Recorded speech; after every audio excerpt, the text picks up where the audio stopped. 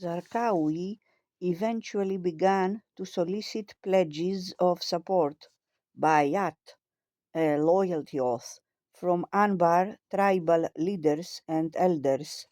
In the summer of 2004, word was passed to Zaidan through a cousin that Zarqawi was looking for a declaration of allegiance from him. The question was relayed over coffee, the first of two occasions when Zaidan would receive such a request. "Will you publicly pledge your support to Zarqawi?" the cousin asked. How to respond? Inside, Zaidan was furious. The arrogance of this foreigner, this criminal, who dared to presume that he could assert authority over tribal traditions that had held sway for centuries. For all he knew, Zarqawi was an American agent sent by Washington to stir unrest so the Westerners and Iranians could have an excuse to destroy Iraq utterly and divide the spoils among themselves. But even Zaidan dared not utter such opinions aloud. He chose to deflect the question for now. "Who is Zarqawi?" he shrugged. "I never met him." In July 2004, the Bush administration announced that it had increased the reward for information leading to Zarqawi's capture from 10 million to $25 million, identical to the bounty offered for bin Laden's head. Zarqawi celebrated his rise in the most wanted rankings with a video posted to jihadist websites. In it, he was introduced under his new favorite moniker, the Sheikh of the Slaughterers, and his voice boomed with confidence. He talked about famous Muslim warriors such as Musa ibn Nusayr, a hero of the Islamic conquest of Spain, implying his own place in the chain of great men. Then he made an impassioned plea for Muslims from across Iraq and around the world to join him. "This is a call for help from the depths to the lions in Baghdad and Al Anbar, and to the heroes in Diyala and Samara, and to the tigers in Mosul and the north. Prepare for battle," he said. His intended audience by now knew exactly the kind of battle he meant. Since Berg's savage murder, Islamist media were awash in Zarqawi inspired gore. The Jordanian's men carried out dozens of executions, many of them videotaped, including the beheadings of a Bulgarian truck driver, a South Korean translator, and an Egyptian contractor.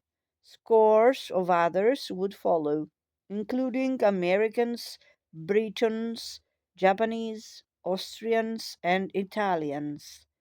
Lebanese kidnapping victims who were freed through ransom told stories of torture and unimaginable cruelty in makeshift prisons, of poor immigrant laborers who lacked money for ransom being killed slowly with electric drills, of other victims being held down while their tongues were hacked out. Young foreign born Islamists who answered Zarqawi's call to jihad most often ended in suicide bomber school. Some would be called upon to sacrifice their own lives to destroy targets with no discernible gain other than to kill a few innocent Iraqis who happened to be in the wrong place. In recruiting volunteers for suicide bombings, Zarqawi was knowingly defying a Quranic commandment that strictly forbids Muslims from taking their own lives. Some Islamic scholars have held that military suicide missions might be permitted under extreme circumstances, and jihadists have argued for decades over exactly where the lines fall. Zarqawi seized on a small loophole in Islamic law and stretched it to absurd proportions, using hand picked clerics to sanction the use of martyrdom operations for any purpose that suited him. The result was a torrent of suicide attacks, unrivaled in the history of the jihadist movement, scholars later concluded. As Zarqawi himself later wrote, such operations were the most deadly weapons we have in our possession, weapons with which we can inflict the deepest wound upon our enemy. He added, somewhat cynically, all of this is notwithstanding the fact that these kinds of operations are of little effort for us. They are uncomplicated and are the least costly for us. In the videotape appealing for new recruits, Zarqawi offered the usual platitudes about heavenly rewards. More appealing, perhaps, was his invitation to be part of a movement that transcended history itself. The liberation of Muslim lands was a worthy goal, but it was only the start. Zarqawi promised nothing short of a reshaping of the global order. You shall overcome America, by Allah. You shall overcome America, though it may be after a while, he said. It shall remain a mole of shame on the cheek of time. For the first time, Zarqawi also revealed a conviction regarding his own destiny as a midwife for the new golden age of Islam. He referred to apocalyptic passages in the Hadith describing the end times struggle that would lead to Islam's ultimate triumph. According to the ancient prophecies, mankind's final battle would be fought in northern Syria near a village called Dabik. The story echoes early Christian teachings about the epic contests between forces of good and evil at Armageddon. Jihad's flames will blaze, Zarqawi said, until they consume the armies of the cross in Dabik. The claim was audacious. Around the world, other Islamist leaders and religious scholars argued furiously about Zarqawi. Among his harshest critics were a number of fellow jihadists, including some who knew Zarqawi well. One of the sharpest rebukes came from the terrorist leader's old cellmate and mentor from Jordan, the man who was first to recognize Zarqawi's leadership potential within Al Jafr prison.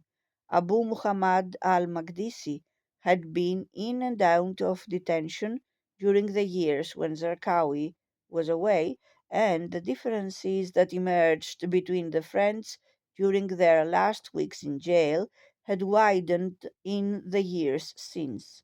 Now Makdisi watched in disapproval as his former protege killed Muslim men, women, and children who had nothing to do with overthrowing a corrupt leader. I hear and monitor the chaos that rages today in Iraq, by means of which they seek to blemish the jihad and its honorable image by blowing up cars, planting bombs in the roads, and firing mortars in the streets, markets, and other places where Muslims congregate. Makdisi wrote in a letter he posted on his personal website, assuming accurately that Zarqawi would see it. The hands of the jihad fighters must remain clean. so as not to be sullied with the blood of those whom it is forbidden to harm, even if they are rebellious sinners.